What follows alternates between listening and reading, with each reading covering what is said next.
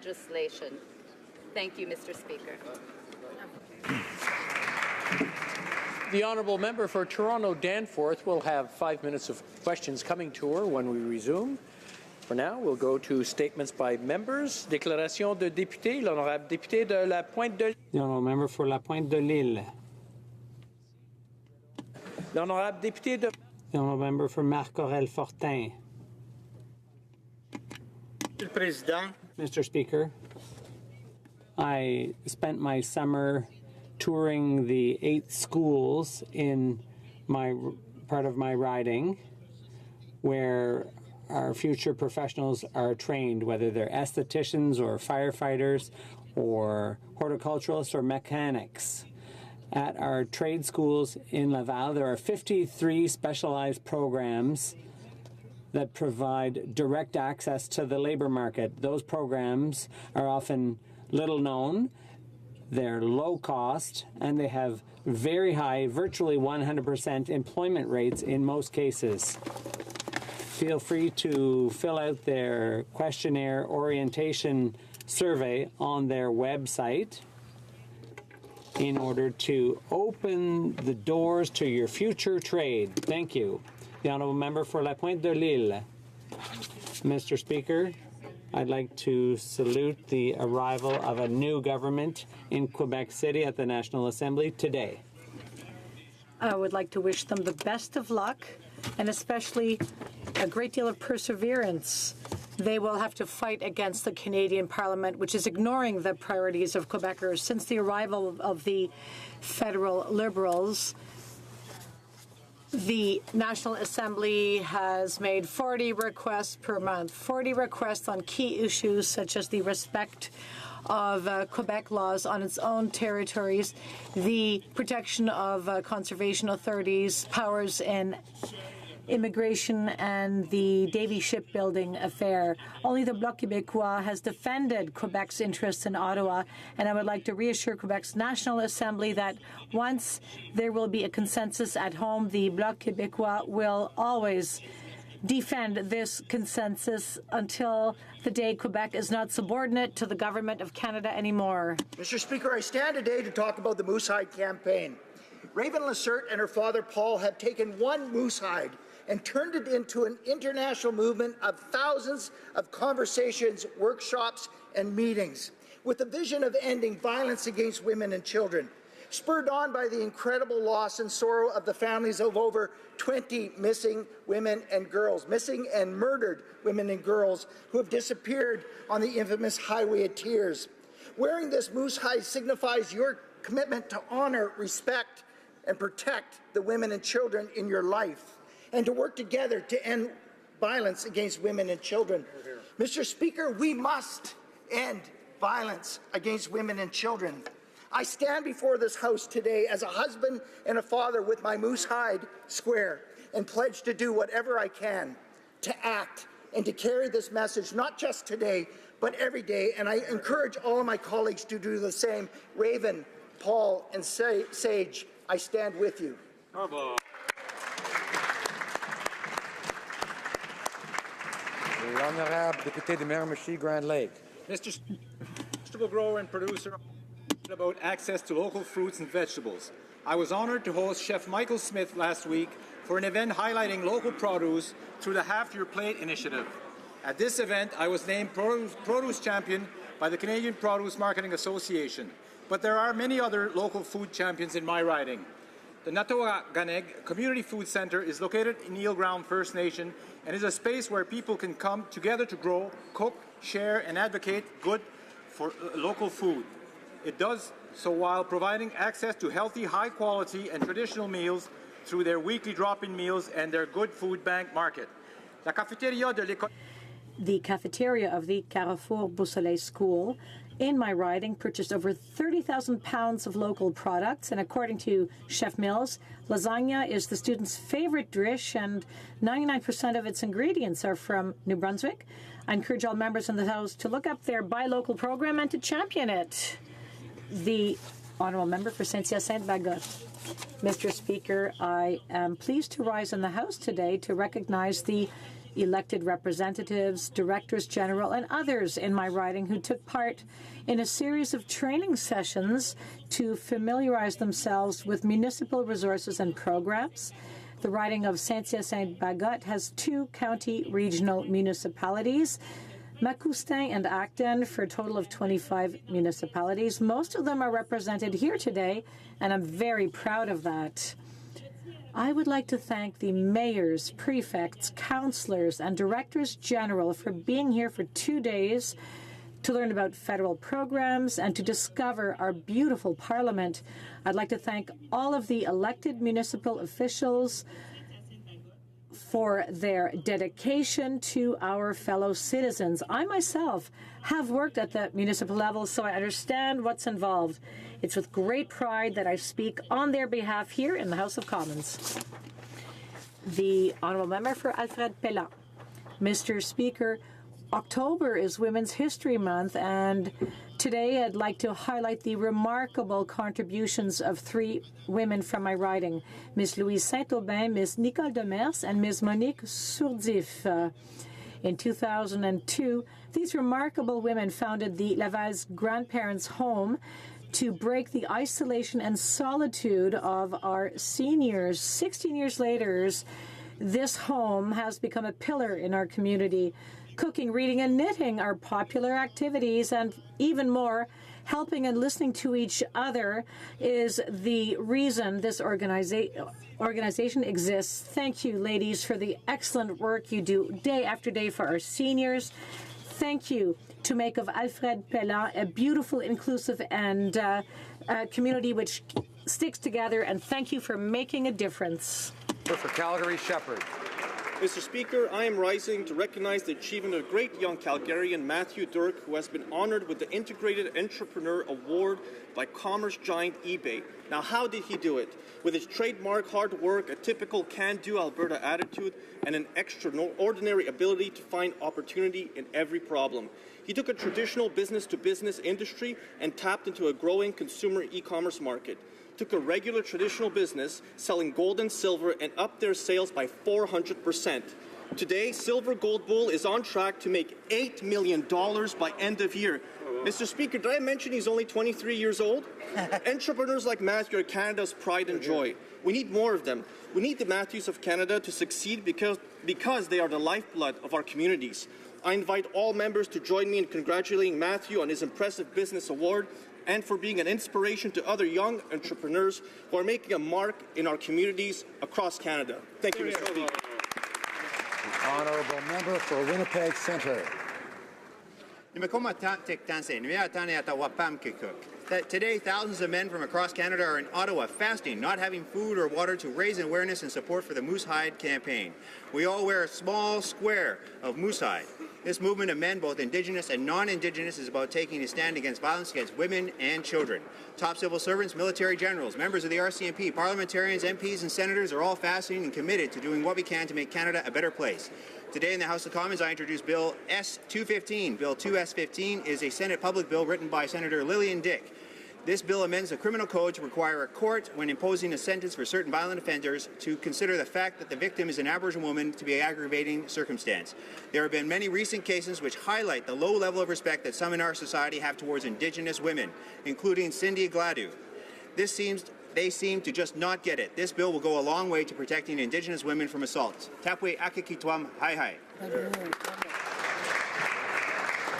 The honourable member for Scarborough North. Monsieur le Président. Mr. Speaker, I rise today during National Infection Prevention Week to underscore the importance of infection prevention in our communities. One of my constituents in Scarborough North, Aisha Riaz, was only 24 years old when she tragically died earlier this year, only 3 days after giving birth to her beautiful little boy. Septic shock resulting from a bacterial infection left young Issa without his mother. Ahmed Salim without his loving partner, and our community without an intelligent woman who had a bright future ahead of her. It is not fair, yet such tragedies can be prevented.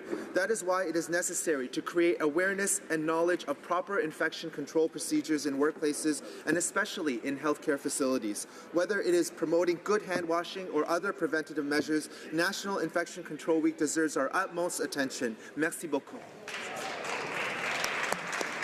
The honourable member for Edmonton-Griesbach. Mr. Speaker, we're lucky to live in a country where we have fair democratic elections. That's why Canadians are alarmed over a serious issue raised in a Toronto Sun exclusive report.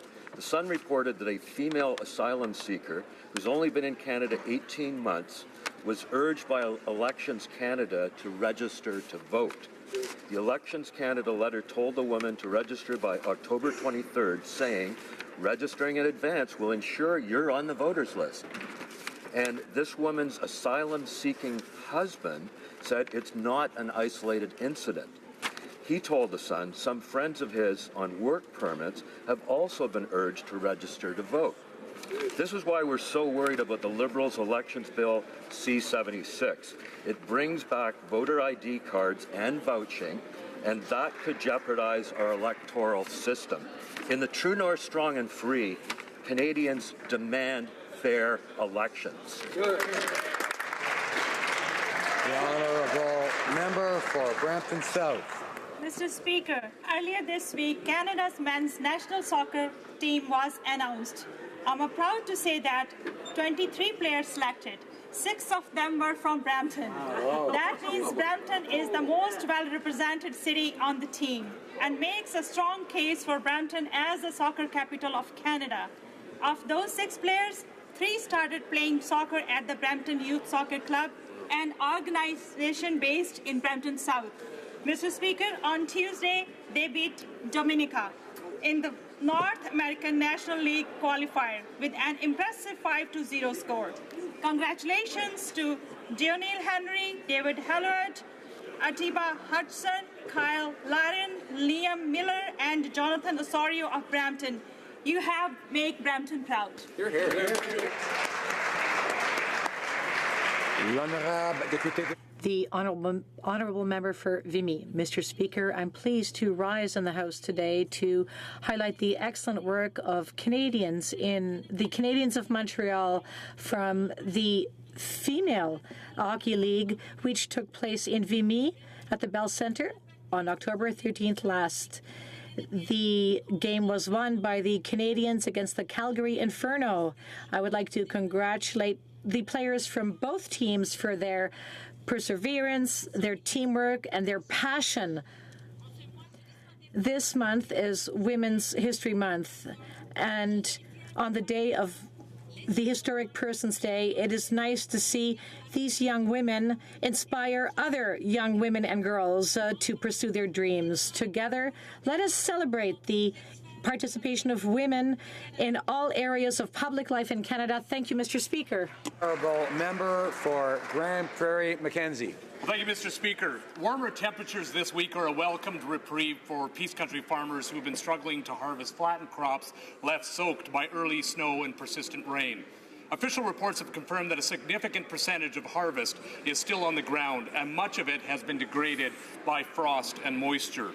Agriculture is a backbone of rural communities, and an estimated $3 billion worth of grain is still on the ground. Unfortunately, the Liberal carbon tax is adding insult to injury. Wet conditions mean that the majority of the grain needs to be dried. This is a major expense for any farm, and the carbon tax on natural gas makes it prohibitively expensive. Canada's Conservatives will always support our farmers. We will always stand against the Liberals' harmful carbon tax that makes Canadian farmers less competitive and limit the prosperity of our hardworking farm families. The honourable member for Ottawa-Vanier. Mr. Speaker. To rise today to recognize October 18th as Persons Day in Canada. On this day in 1929, women became legally recognized as persons. In 1927, 5 Canadian women took up the fight for equal rights for women and for the right to be heard in public debate. Supreme Court decision that the word person did not include women, they took their case to the Judicial Committee of the Privy Council of Great Britain, where the decision was made that there was no good reason for the word person not to include women. This was a milestone for Canada in moving towards gender equality, which remains a priority for our government to this day. Today, we honor the famous five and their legacy. J'invite les jeunes. I invite young women, especially young women everywhere, to step up and to get involved in politics. Thank you, Mr. Speaker. Honourable member for London Fanshawe. Today, Persons Day, marks the 89th anniversary of women's inclusion as persons under the law in Canada. The landmark decision paved the way for women to participate as fully as men in all aspects of professional and personal life. We stand in deep gratitude to the famous five: Emily Murphy, Nellie McClung, Irene Parlby, Louise McKinney, and Henrietta Muir-Edwards for their perseverance and gumption as pioneers of women's equality in Canada. Yet today's sad reality is that women have yet to achieve full and equal partnership in the governance of this land, their careers, and even over their own bodies. We live in a world where Cindy Gladew's horrific murder and the subsequent mishandling of justice is our shameful reality. Mr. Speaker, time is more than up.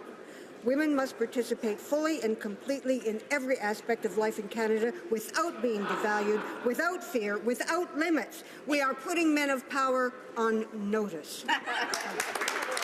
The honourable member for Cypress Hills Grassland. Mr. Speaker, this Liberal cabinet has no shortage of weaknesses. One of the most dangerous has been its failures to deal seriously with terrorism. While they fought against recognizing persecuted Christian and Yazidi refugee communities, they willingly handed over $10 million to Omar Khadr, and Canadians shook their heads in disbelief. Now we have an even more disturbing issue: the return of Daesh terrorists to Canada. While Daesh intensified its murderous campaign of butchery and slavery, these traitors like Jihadi Jack spouted not only hatred for our country, but often proudly bragged about their role in the killings and the conflict. Now that the world has pounded ISIS back into the hole it crawled out of, these individuals want to come back to the countries that they hate so much. And this government is working to welcome them, to give them refuge, health care, poetry classes, and integration, whatever that means. Mr. Speaker, Canadians are sick of this. What is wrong with this government? Why is it more important to pamper terrorists than to protect Canadians? Canadians who actually love this country.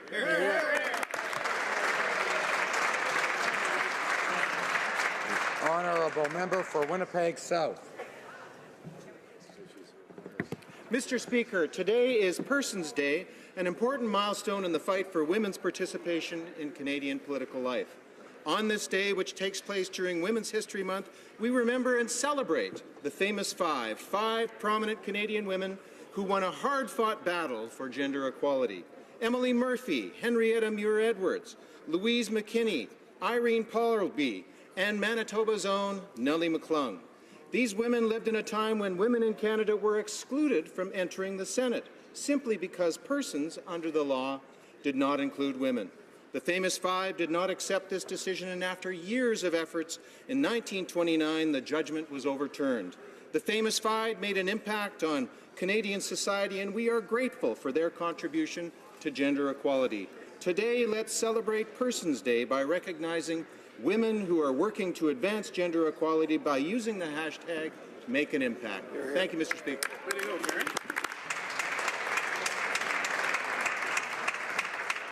Oral questions, questions orales. The Honourable Opposition House Leader.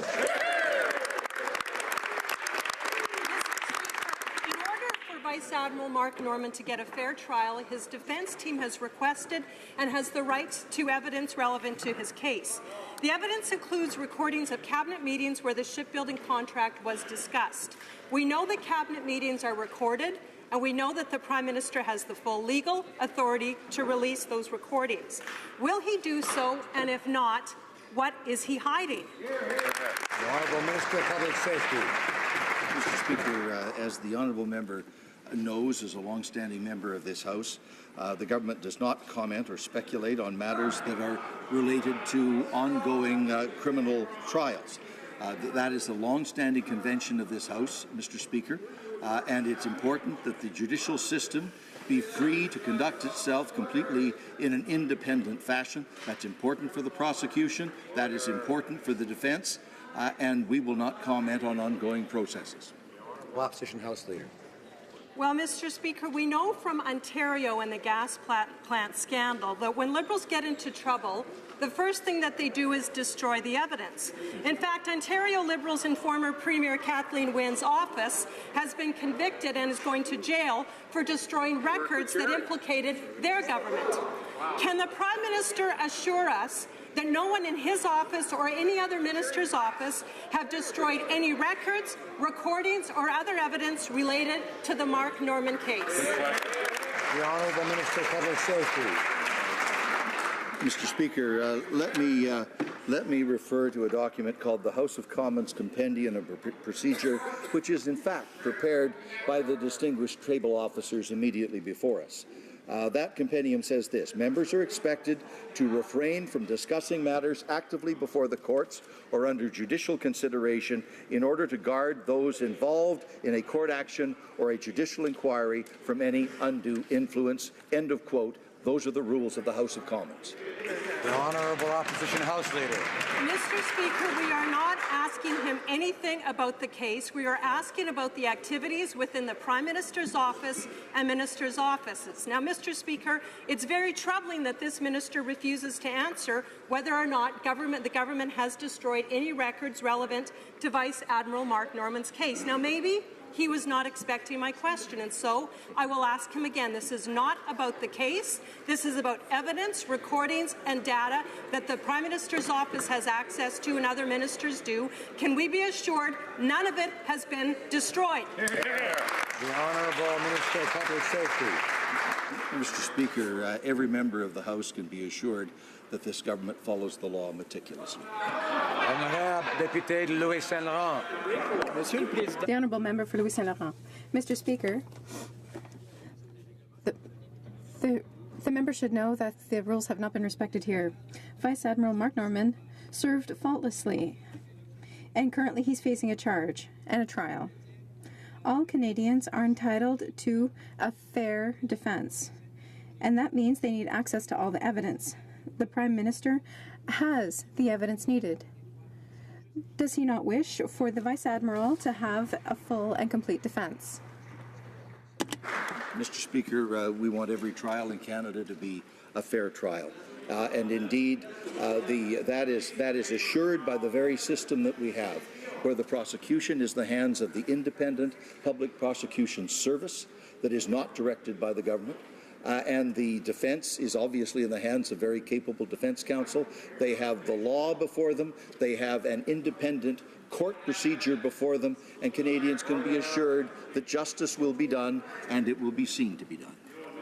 Député de Louis Saint-Laurent. Mr. Speaker, previously, the Prime Minister of Canada acted with dignity, and the current minister knows that very well. The Right Honourable Paul Martin, in 2004, made public evidence regarding the sponsorship scandal. Why did he do it? Because it was in Canada's interest as well as all Canadians.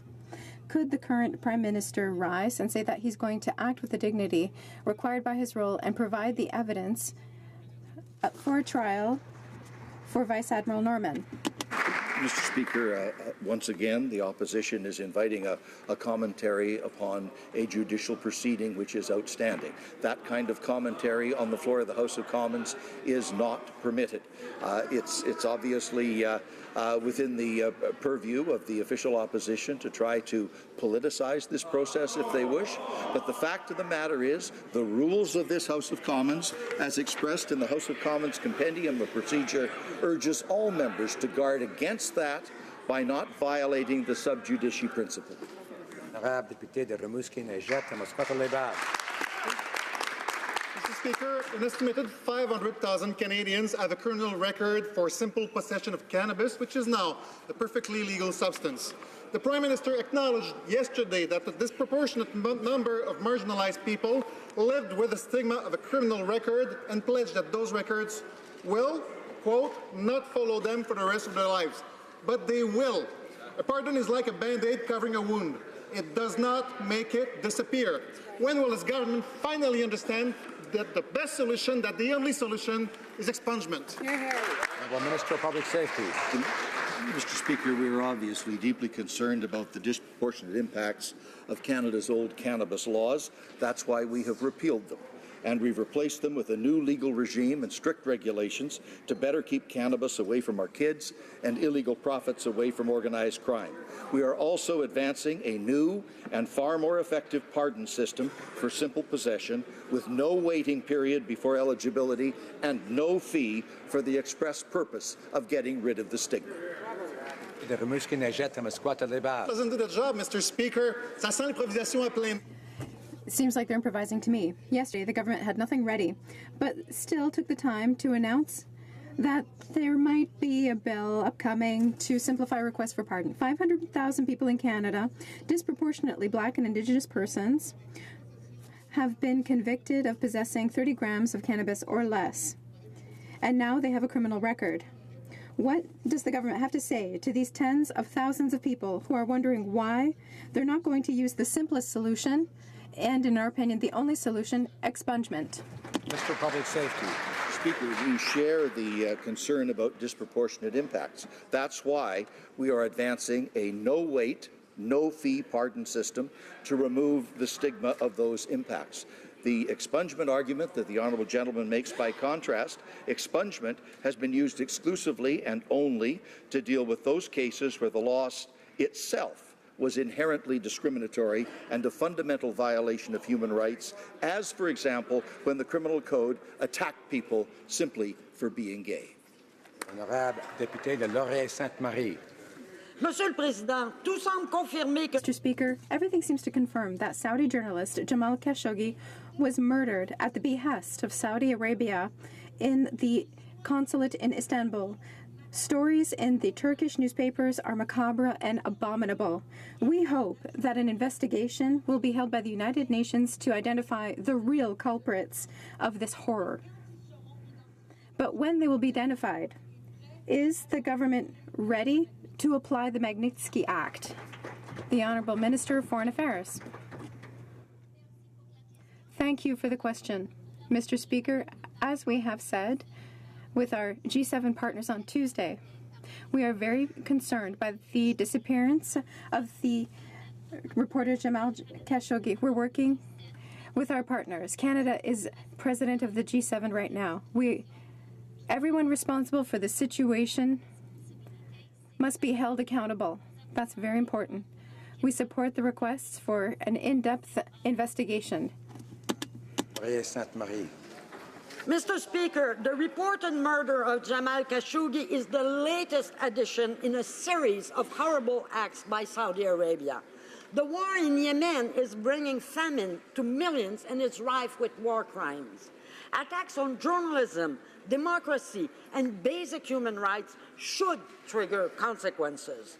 But the Minister of Foreign Affairs this morning said that honoring Canada's arms deal with Saudi Arabia was more important than honoring human rights.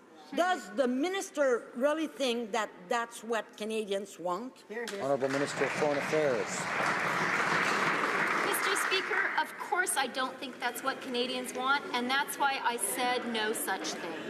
Mr. Speaker, Canada's position on human rights in general, very much including in Saudi Arabia, is clear and firm.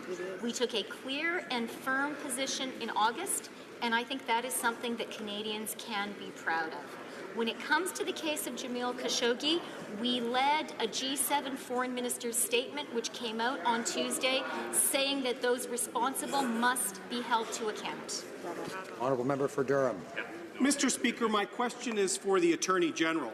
In her mandate letter, the Prime Minister asked her to, quote, ensure that the rights of Canadians are protected, unquote. One of the core rights of Canadians is the right to make full answer and defence in a criminal proceeding through the disclosure of evidence to the accused. The Liberals are denying Admiral Mark Norman his due process rights as articulated in the Charter and affirmed by the Supreme Court of Canada. Will the Minister, as our top justice official, commit her government to living up to the Charter and release all evidence? The Honourable Honourable Minister of Justice and Attorney General. Well, thank you, Mr. Speaker. I have to say this prosecution is being handled by the Public Prosecution Service of Canada, which operates independently from my office. As this matter is currently before the court, it would be entirely inappropriate for me to comment further. Member for Durham. Mr. Speaker, I'm not asking the minister to comment on the details of the case. I'm not asking the minister to comment on the contents of the document. It's shocking that our top justice official won't commit to just releasing the documents, Mr. Speaker. All we're asking is an affirmation from Canada's top justice official that she will ensure that Admiral Mark Norman's charter rights to be able to defend himself are respected by them releasing the documents. Not what's in them. Will she release the documents, or what is she hiding? Hear, hear. Honourable Minister of Public Safety. Mr. Speaker, let me quote. Members are expected to refrain from discussing matters before the courts or under judicial consideration in order to protect those involved in a court action or judicial inquiry against any undue influence through the discussion of the case. The practice is referred to as the sub judice convention and applies to debate, statements, and question period.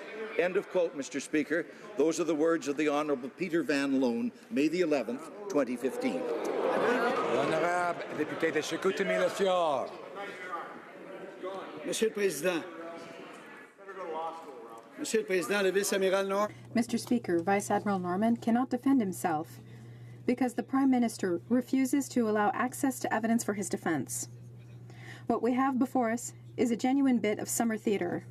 In Canada, justice is not a one-way street. Everyone has rights under the Charter of Rights and Freedoms. Mr. Norman is entitled to a fair and just trial.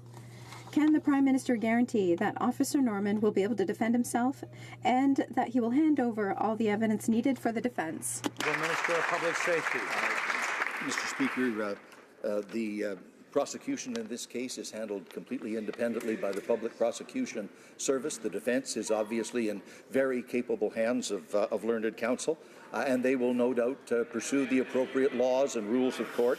And I would add this, quote, "It is deemed improper for a member in posing a question or a minister in responding to a question to comment on any matter that is sub judice." End of quote. Those again are the words of the Honourable Peter Van Loan, May the 11th, 2015. Député de Chicoutimi-Le-Fjord. Alors. Order. Monsieur le Président, c'est devenu une habitude. Mr. Speaker, it's become a habit of the Liberal government to not govern for all Canadians, but for good Liberal buddies and certain interest groups. Is this their sunny ways? As they said, a cabinet that is obstructing the courts to hide the real sacrificial lamb in this story. It's now up to the House of Commons to hold the cabinet responsible. What is the government hiding? Honourable Minister of Public Safety. Mr. Speaker, the rules of this House and the laws of Canada need to be applied with complete impartiality and to the appropriate conclusions that are determined not by politics, by an independent judicial process. The Public Prosecution Service is in charge of the prosecution. Eminent legal counsel is in charge of the defense. They undoubtedly will make sure that justice is done. Member for Barrie Innisfil. One of the fundamental tenets of democracy and a fair justice system is access to the truth. The Prime Minister and his cabinet are refusing to release evidence to Vice Admiral Norman's defense team. As a result, this House must act and hold cabinet and the Prime Minister to account for this cover-up. Mr. Speaker, the Prime Minister claims he respects the court. If he does, why won't he release the evidence? Hear, hear. The Honourable Minister of Public Safety. Mr. Speaker, there are procedures, judicial procedures, quite independent of this House, that deal with the matters that are referred to in that question. And the point is, in the rules of this House and in the conventions of this House, members are expected not to ask questions, and ministers are expected not to give answers that comment directly or indirectly on an outstanding legal procedure, and we will honour that convention. The member for Barrie Innisfil. It's absolutely ridiculous, Mr. Speaker, because the Prime Minister publicly stated that Vice Admiral Norman would likely be charged. How did he come to that conclusion? It's as if he knew something before the RCMP investigation was complete. The Prime Minister is playing a very dangerous game with Vice Admiral Norman's life, and that is precisely why it's important for the Vice Admiral's defense team to see the evidence that the Prime Minister is covering up. What is the Prime Minister hiding, and who is he protecting? The Honourable Minister of Justice. Mr. Speaker, the prosecution of Vice Admiral Mark Norman is being handled by the Public Prosecution Service of Canada, a body that acts independently from my role. As this matter is currently before the court, as the member opposite should know, it would be inappropriate for me to comment further. James Nunavik, EU. Mr. Speaker, I have the sad impression that the Liberals and Conservatives are pretty much the same thing. Stephen Harper declared before the G20 that Canada had no colonialist past. And now there are some who pretend there is no racism in Canada. Do they know how many people they just insulted? Minister, an opportunity to admit he was wrong, to admit he made a mistake, that he screwed up, and say, I'm sorry. Parliamentary Secretary to the Minister of Heritage. Mr. Speaker, Canadians understand that diversity is our strength. While we have much to celebrate, we know that there are still real challenges for many people in this country. Throughout our history, there are people and communities, particularly Indigenous peoples, who have experienced systemic racism, oppression, and discrimination, preventing them from fully participating in society. We know that these experiences are a reality for many, and we can and we must do better. This is why our government is engaging around communities and experts to modernize our approach and to take action on this real important issue. Thank you, Mr. Speaker. Honourable Member for Saskatoon West. Mr. Speaker, 2 years ago, the government announced a ban on asbestos with 4 different ministers. They know who they are. Yet today, one of those 4 ministers is announcing watered-down regulations that fly in the face of science. And the science is crystal clear. There is no safe level of exposure to asbestos. Asbestos is the greatest industrial killer of all time. So why has this government chosen to leave Canadian workers and their families exposed? The Honourable Minister of Environment. Thank you, Mr. Speaker. I was delighted today to announce that by December 31st, we will have that ban on asbestos. This has been a long time coming. It is extremely important. We are committed to the health of Canadians and tackling pollution of all kinds, from pollution that causes climate change to pollution that is causing cancers like asbestos. I would like to quote from the head of the Canadian Labour Congress, Hassan Youssef. We're extremely happy that this meets our expectations in terms of what we wanted to see in the regulations, especially families who have lost loved ones over the last many decades in this country to asbestos. Member for Selkirk, Interlake, Eastman. Mr. Speaker, yesterday the Prime Minister refused to answer questions about Vice Admiral Mark Norman's case 24 times. The Prime Minister refused to explain why he's obstructing justice, and he refuses to hand over the evidence that Vice Admiral Norman needs to defend himself. Mr. Speaker, on Tuesday, the President of the Treasury Board said his only contact with Irving was being copied on a letter. Will the President of the Treasury Board tell this House how many times he's met with representatives from Irving? Honourable Minister of Public Safety. Once again, Mr. Speaker, the opposition, in their political enthusiasm, are obviously inviting the government and ministers in the government to comment on matters that are presently before the courts. They may try to camouflage that reality, Mr. Speaker, but that's in fact the case. And we have the procedural documents produced by the table officers of the House, as well as former distinguished members of this House like Mr. Van Loan, saying that that is improper and outside the rules of this House. Member for Selkirk, Interlake, Eastman. Well, Mr. Speaker, we're just asking for the schedule of the President of the Treasury Board. Well, here's the inconvenient truth, Mr. Speaker. I can tell the President of the Treasury Board that he's met with Irving 24 times, 16 times since he became minister. And those are just the publicly disclosed meetings. That doesn't include emails, texts, or instant messaging. Now, that's some of the information that Vice Admiral Norman needs to build his defense. Now, why won't the Liberals release this information? What are they trying to hide, and who are they trying to protect? Honourable Minister of Public Safety. Mr. Speaker, the confusion inherent in that question demonstrates exactly why this House has a rule and a convention that says that matters of this nature are dealt with through proper, independent legal procedures and not through the political process in the House. That's why Minister Van Loan at the time was absolutely correct in saying a minister in responding to a question shall not comment on any matter that is sub judice. The Honourable Member for Aurora, Oak Ridges, Richmond Hill. Well, thank you, Mr. Speaker. The independent judicial system requires evidence, and it's this government that is responsible for producing that evidence. The Prime Minister promised Canadians a transparent, accountable, and open government. But that's not what they've delivered. Instead, the Liberals are using political games to hide the truth. And in the case of Vice Admiral Norman, the Liberals are refusing to release critical evidence central to his defence. Can the Prime Minister honour his commitment to be open, transparent, honour our judicial system and rule of law, and release the evidence? Honourable Minister of Justice. Well, thank you, Mr. Speaker. I can say that I have a very clear understanding of the importance of the independence of the judicial system. As I have stated, this prosecution, the prosecution of Vice Admiral Norman, is being handled by the Public Prosecution Service of Canada, a body that is independent from my office, the Office of the Attorney General. It would be entirely inappropriate to comment on this matter because it is before the courts.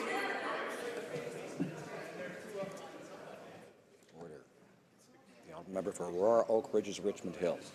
Thank you, Mr. Speaker. We're not asking for any questioning of the independent system. What we're asking for is for the government, whose responsibility it is, to provide the documents to be able to have an evidence trial. The prosecution of Admiral Norman has been politically motivated from the start, and the Prime Minister is hiding evidence and refuses to release it, jeopardizing his right to a fair trial. The evidence will reveal the truth. Who is the Prime Minister protecting? What is he hiding? If he has nothing to hide, why won't you release the evidence? The Honourable Minister of Justice. Mr. Speaker, I'll state again, this prosecution is being handled by the Public Prosecution Service of Canada, which is a body that is independent from the Office of the Attorney General. As this matter is before the courts, we will not, and it is not appropriate to comment further. The Honourable Member for Courtenay, Alberni. Mr. Speaker, the Liberals confused Canadians yesterday when they said they were moving forward with lowering interchange fees for small businesses because their so-called agreement with Visa and MasterCard is entirely voluntary and even still only reduces rates by 0.1%. Small businesses in Canada were expecting more and are calling on the Liberal government. Their plan, they're saying it's extremely underwhelming. The NDP is calling for the government to cap merchant fees at 1% to help small businesses save up to $1 billion a year. So will the Liberals cap merchant fees at 1%, or will they continue to side with the big banks? Minister of Small Business. Mr. Speaker, small businesses are the backbone of our economy. That is why our government has worked with credit card companies so that they would lower the rates for small businesses. We're very proud of the work that we have been doing. This is going to save small businesses $7,500 a year. We will always work hard for small businesses, and we will keep doing that. The Honourable Member for St. Hyacinthe Bagot. Mr. Speaker, a report the Liberals Commission calls for a complete overhaul of EI. The Liberals and Conservatives before them repeatedly slashed EI, cutting holes in the social security net for the unemployed or ill. Now that their own report reaches the same conclusion we've been talking about for years, when will the minister finally give EI a full overhaul? The Honourable Parliamentary Secretary. The government has worked exclusively on making sure EI was more accessible, more fair, and delivered to people in a timely way so that their benefits were received to support them as they move between jobs.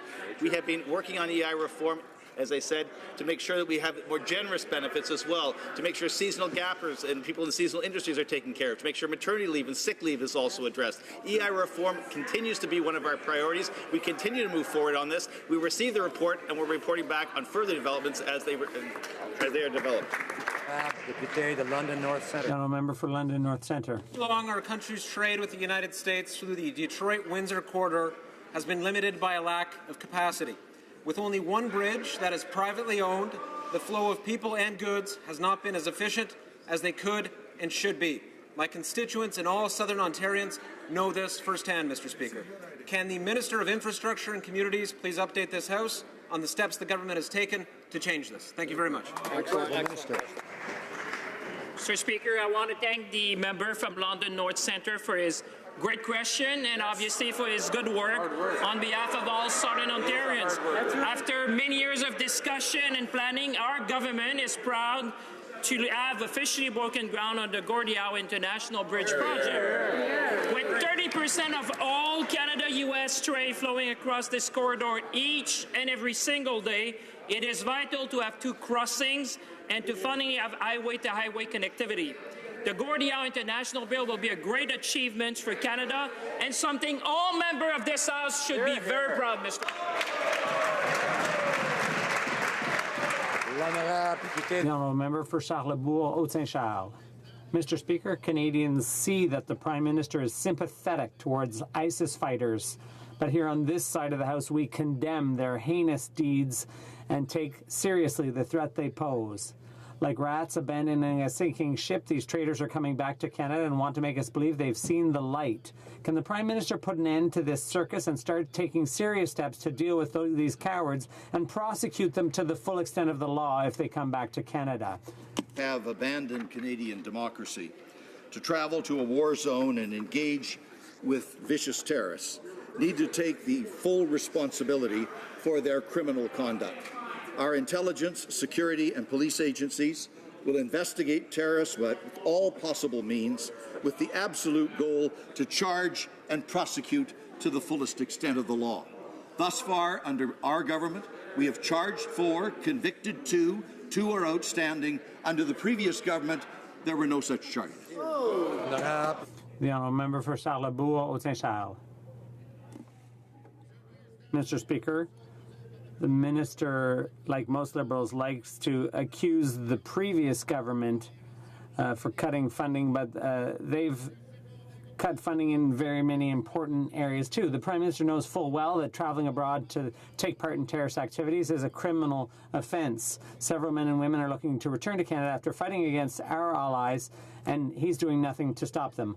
I'm asking the question, but it's Quebecers and Canadians that want to hear the answer. When is the Prime Minister going to deal with this situation?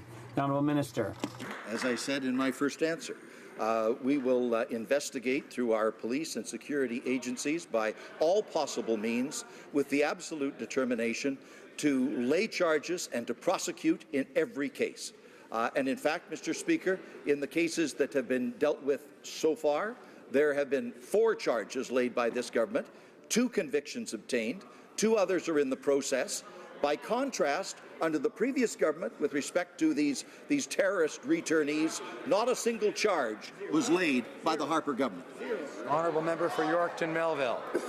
Mr. Speaker, the contrast is that terrorists have been emboldened by this government. That's right. Canadians are rightly concerned when they hear about ISIS terrorists returning to Canada and that they may live in their neighbourhoods.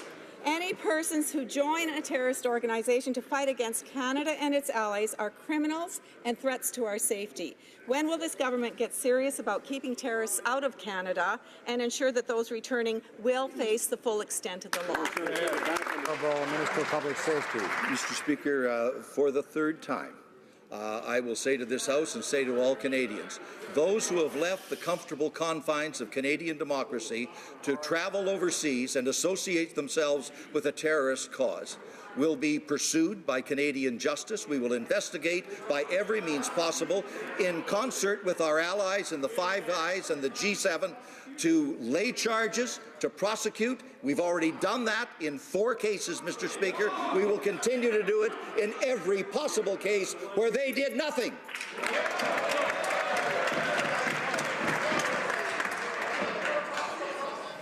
Order. Order. The honourable member for Durham seems to feel that he can speak in this House without being called upon. There's always... and he's persisting in doing this. There's always the possibility of not being called upon for a while. I think he should refrain from doing that. The honourable member for Lakeland. Mr. Speaker, the bottom line is that Canadians want to know that their government will protect them and will put their safety first. But the reality is that the Liberals have given $10.5 million to a terrorist, and they proactively welcome and facilitate terrorists coming back to Canada. That's the fact. So Canadians actually want to know that terrorists will end up in jail, not walking on our streets and living in our communities. So can the Liberals assure Canadians that terrorists will end up behind bars if the Liberals bring them back to Canada? The Honourable Minister of Public Safety. Mr. Speaker, we have not offered to repatriate anyone. And in fact, there is no deal with the Kurd region at the present time, and there has not been, Mr. Speaker. The fact of the matter is we will pursue criminal prosecutions in every possible way we can. We've demonstrated that, Mr. Speaker, by actually doing it, where the previous government, while they talk a good game, failed to lay a single charge. The honourable member for London Fanshawe. Mr. Speaker, this government has agreed to discriminatory provisions under its new trade agreement, the USMCA. Private couriers delivering goods across the border receive a duty exemption that our Crown Corporation, Canada Post, does not. This provision punishes rural areas where Canada Post is the only game in town for delivery of goods. Why did the government agree to this, and why are the Liberals undermining our Crown Corporation and public services? The Honourable Minister of Foreign Affairs. Mr. Speaker, the conclusion of the modernized NAFTA agreement was a major accomplishment for Canada, a major accomplishment for Canadian businesses, for Canadian workers. One of the great achievements in this agreement was to keep de minimis levels low. That is something that Canadian small businesses asked us to do. That is something which we achieved, and we're glad that we were able to do so. The honourable member for Longueuil-Saint-Hubert. Mr. Speaker, when it comes to making web giants pay their fair share, it seems common sense and tax fairness just aren't enough. The finance minister is waiting for an international consensus. I've got news for him. Canada's the last remaining dummy in the G7 not to collect sales tax from Netflix. In France, Netflix will have to charge and pay tax and guarantee 30% local content. But meanwhile in Canada, no tax requirement. So the Minister of Heritage, in between a couple of doobies, could do something, as Robert Charlevoix would say. The Honourable Minister. On the issue of taxation, the Prime Minister and the Minister of Finance have been very clear. But we also know that the Broadcasting Act itself hasn't been reviewed since before the Internet came into our homes. The Conservatives did nothing for 10 long years, so we have taken action.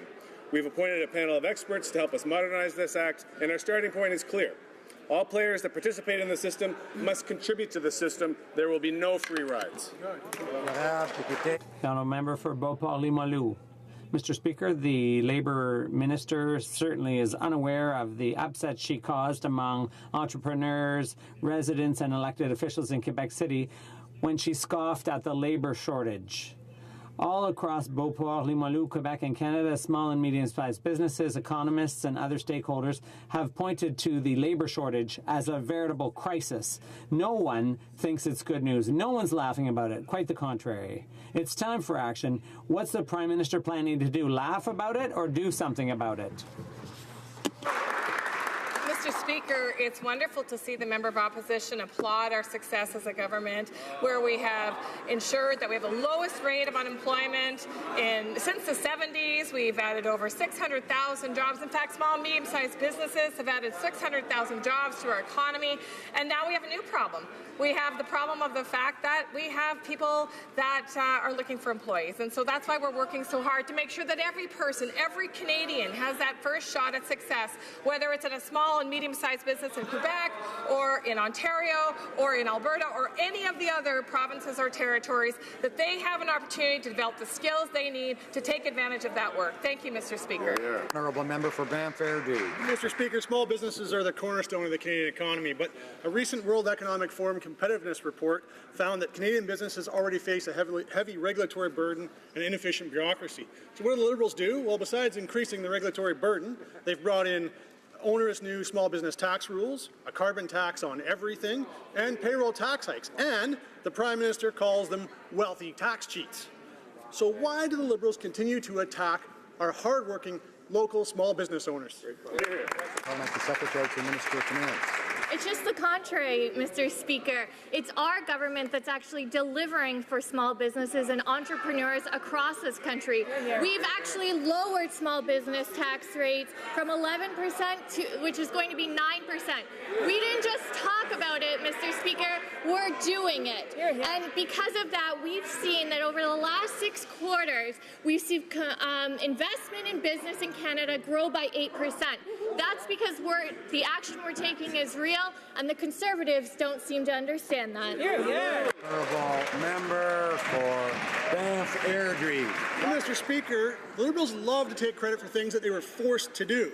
They know full well that was a flip-flop, and they were only forced to return to that tax cut that the Conservatives put in place when and that they tried to take away. Now, small businesses continue to struggle because of that Liberal government. Liberals that cut an advisory committee that ensured that each new regulation on small businesses would be offset by the removal of another piece of regulation.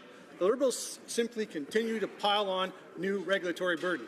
How can they say they're easing burdens on small businesses when they're continuing to add more taxes and more red tape? Parliamentary Secretary. Thank you, Mr. Speaker. The fact, again, remains that we're taking real action to grow the economy. The Conservatives had 10 years and they had the worst growth since the Great Depression. Meanwhile, we have some of the lowest unemployment rates in 40 years.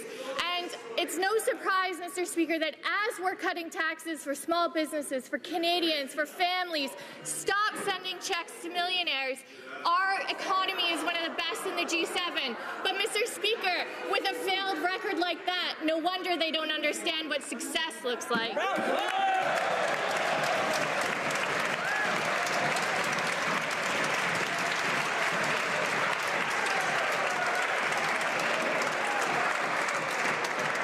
L'honorable député. The honourable member.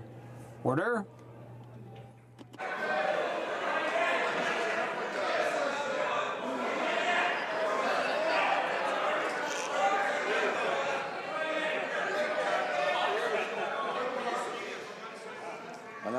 The honourable member for Brossard-Saint-Lambert.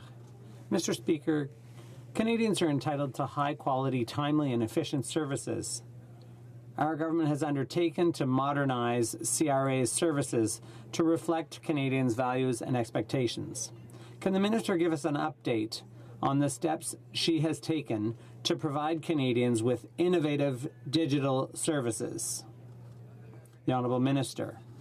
Mr. Speaker, I'd like to thank my colleague from Brossard-Saint-Lambert for her excellent question.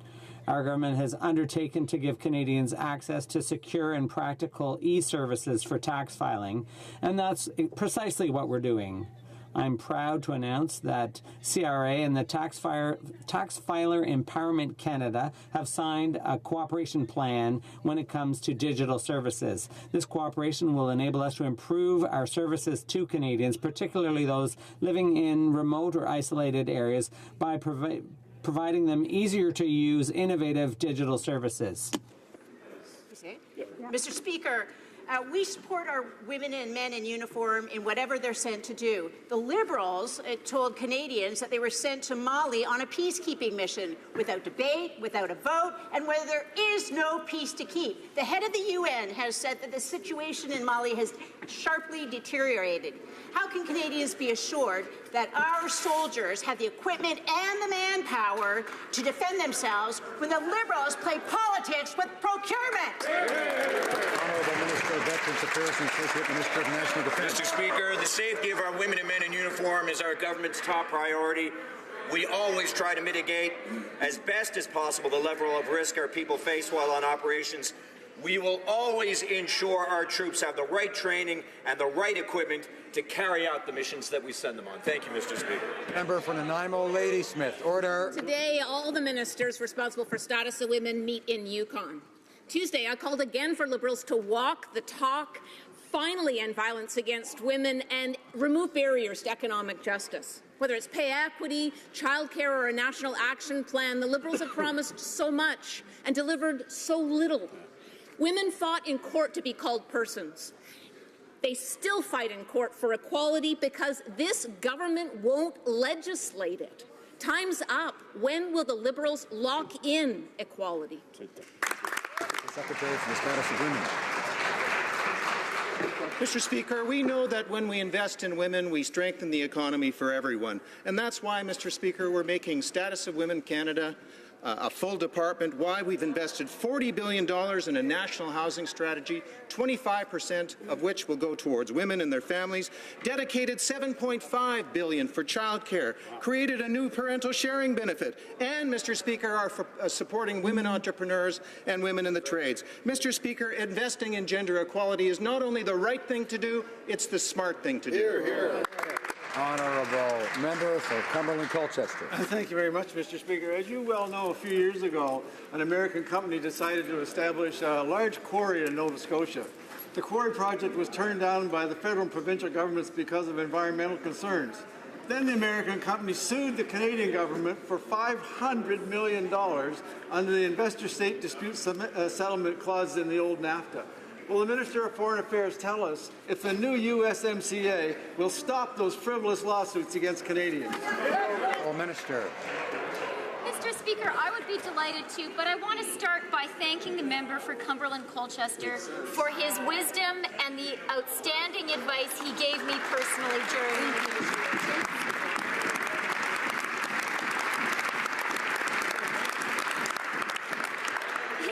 Especially on Chapter 19. He asks an excellent question. ISDS is now removed from the new trade agreement between Canada and the United States, and that will save Canada from frivolous lawsuits like the one the member mentioned. Mr. Caribou, Prince George. Mr. Speaker, on March 25th of this year, Mia and Liam Terabici went on what was supposed to be just a quick trip with their father to Seattle. Instead, he abducted them to Beirut. He is now wanted on an international arrest warrant. The children's mother, Shelley Bayek, has tried to contact the Prime Minister and has received no answer. The PM, the Prime Minister, can intervene and help bring these children home to their mum, but he refuses. Why? The Honourable Parliamentary Secretary. Thank you very much, Mr. Speaker. We're very much aware of that situation. Our hearts go out to the mother and her children. We are providing consular services, and of course we're bound by the Privacy Act, so I'm not permitted to say anything further. Thank you, Mr. Speaker. Député de Montcalm. Honourable Member for Montcalm. Mr. Speaker, this peace and love, kumbaya government is pretty quick to lose sight of its lofty principles of peace and love when it comes time to take action against tyranny.